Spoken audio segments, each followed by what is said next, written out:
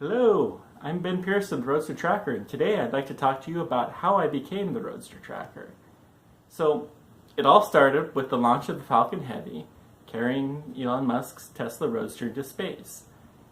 Like the rest of the world, I watched it through the internet primarily, along with 2.5 million other people. I was watching it in New Jersey where I was on a business trip with a bunch of other engineers. We took a little bit of time away from our meeting to watch this launch, and the rocket launch was absolutely amazing, seeing everything go up there smoothly. I was sitting there counting 20 seconds out, realizing that if it made it that far, even if it exploded, it wasn't going to seriously damage the launch pad, and I was excited that time threshold went.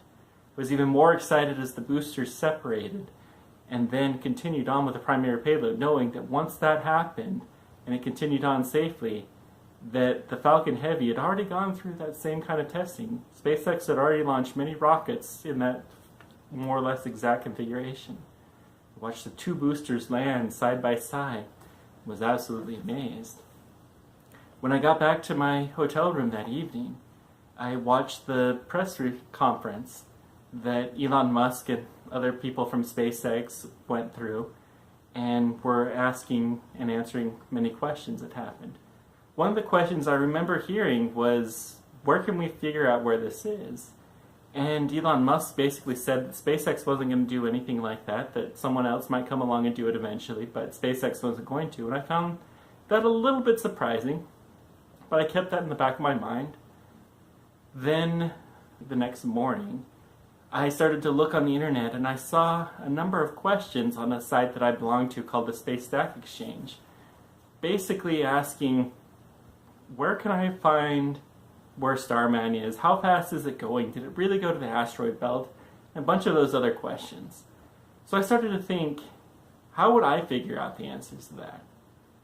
And the way that I would figure it out, and I knew I could figure it out because I have a background in aeronautical engineering and satellites specifically, would be to use some complex software and formulas and figure it out. I thought, well, eventually somebody will make a website that does this. And I started to think, I know how to make a website. I know how to figure out where the Roadster is. Why don't I just do it? So I decided to register a domain name, which I found one that worked, where is Roadster, and I would go home that evening and see what I could come up with. So I was able to leave from this conference at about 2 o'clock. I drove 3.5 hours or so to home. I got there, told my wife, hey, I have this idea. I'm going to go test it out and see how it works, and we'll go from there. I spent the next 4 or 5 hours trying to answer that question for myself. Where is the Tesla Roadster? At the time, we had really two pieces of information. The first was that NORAD had tracked it. Now, NORAD is the part of the US government that tracks satellites and other objects like that. Mostly keeping an eye on ballistic missiles, but they also track the spy satellites and other things. Specifically, JSPOC that does it. Now, the Roadster had been in Earth orbit for about 5.5 hours before it fired its booster one final time to take it towards Mars.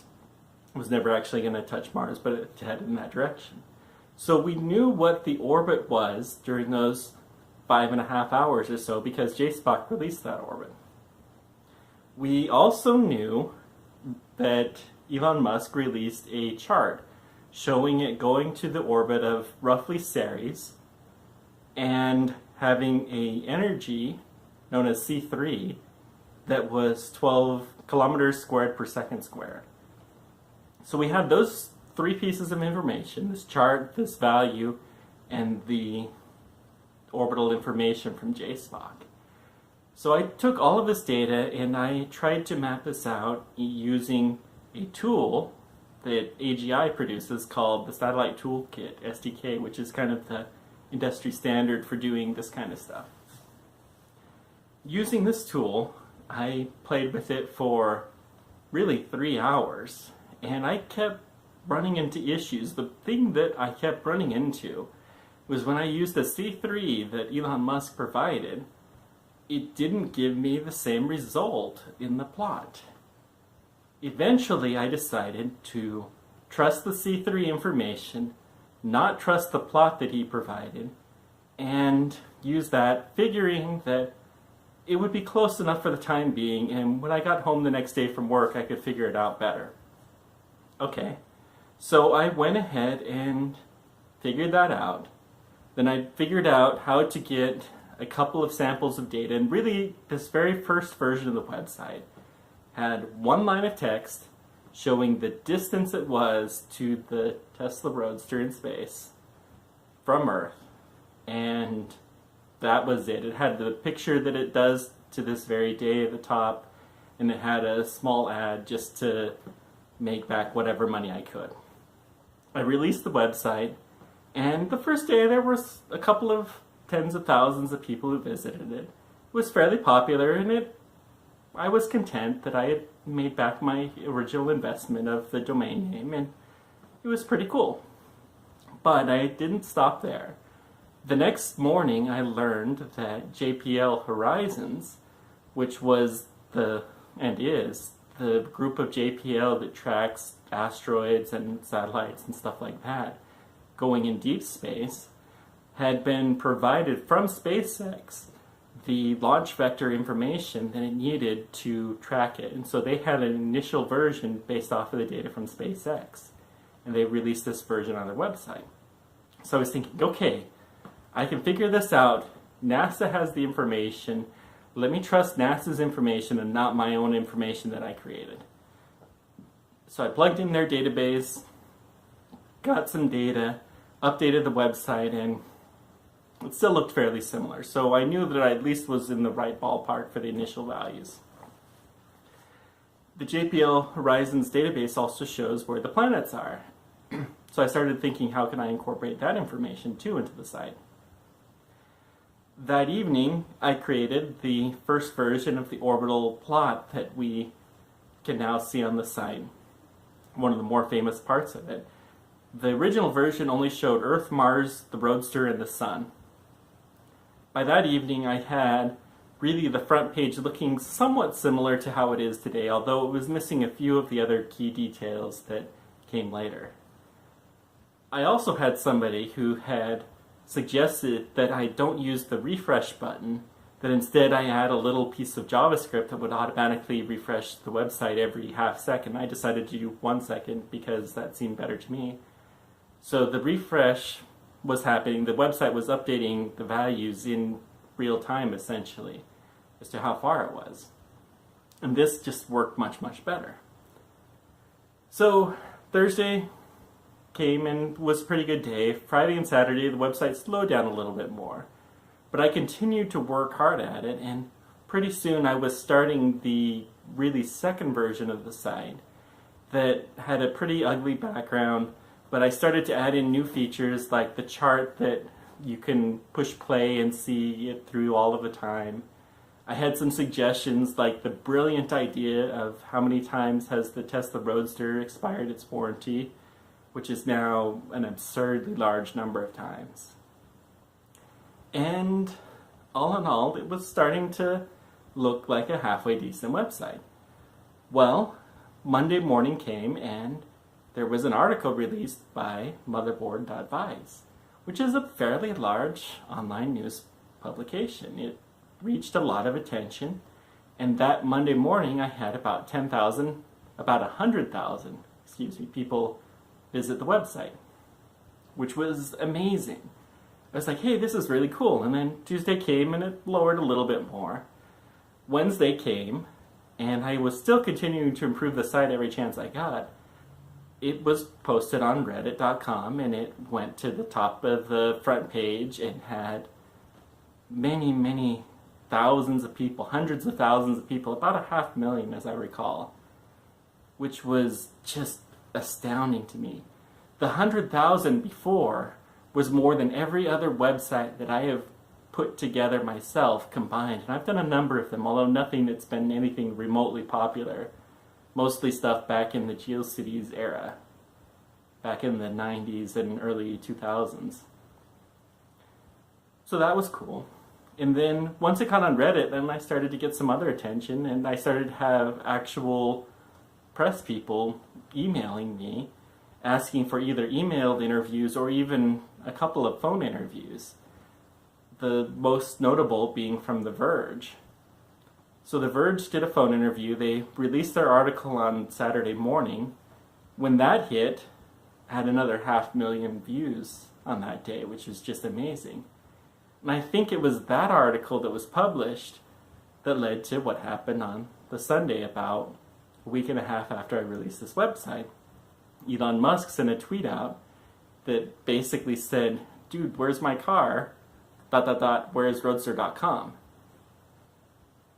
The second that he posted that out there, my website got hammered. While this was going on, I was looking at an email that somebody said that there was an issue in Internet Explorer. I pulled up my analytics so I could see how many people actually used Internet Explorer. And I found it wasn't very big, but I looked at the real-time statistics and I thought I broke something. Because the number of people who were visiting my website that second was quite a bit higher than it had been before. And I thought that it was 0 before. Then I looked at the absolute value and realized there was 40,000 people visiting the website at the same time, which was just, that's a lot of people for those who don't know how website statistics go. Luckily, I had an inkling from the very beginning that something like this might happen, and I chose a very solid host, which was Google Cloud Services. And it stayed steady no matter what was tossed at it, which I was very thankful for. Well, once Elon Musk tweeted it out, then every news agency in the world follows it, and it started to show up in morning newscasts and many, many other articles. I was asked to show up on a couple of podcasts, which was pretty cool to be a guest on there, and it kind of slowly tailed off there. The day that he sent out, I had over 1 million people. I had over 1 million people the next day, and still continued very high for a number of weeks to come. And even since then, I continued to improve the website. I started the 3D model, which I had begun to piece together just before Elon had been tweeting it out. I think I was working on that evening, actually, after he had sent it out. And the site just continued to explode. That model I posted on YouTube, I had 250,000 views on that little simple 30-second model that I had of the car rotating in space, and from there I started the YouTube channel that you're watching this video on now. So this has been really kind of a life-changing experience, but it all started because I realized that I had the answer to a question that many people, including myself, had, and that it would be something relatively difficult to do once, but I went ahead and took the risk to make it happen. And I'm very glad I did. So the bottom line is if you have something like this that happens, try the risk. Especially, initially this cost me $13. That was it. That was all that the original version cost. And it's paid many, many times that back. Now, not every idea is going to work this well, but, trust yourself, and you can make mighty things happen. Who knows, maybe you'll have the next major site. So what's the future? Well, I continue on working on this YouTube channel. I've also created a new site, where is BFR.com. I just started to release some of the details really this weekend. And it's small now, but there's not a whole lot that we have about it. And I hope to continue to add to that as time goes on. And who knows what else I'll do, but I'm certainly going to take more risks and see what happens from there. Thank you guys so much for everything you do. I'm really, really impressed by the number of people who have emailed me, sent me Twitter comments. I've even had some major magazines that have emailed me as recently as 2 weeks ago asking me questions. Thank you guys for all of your support. And until next time, keep on tracking. Take care.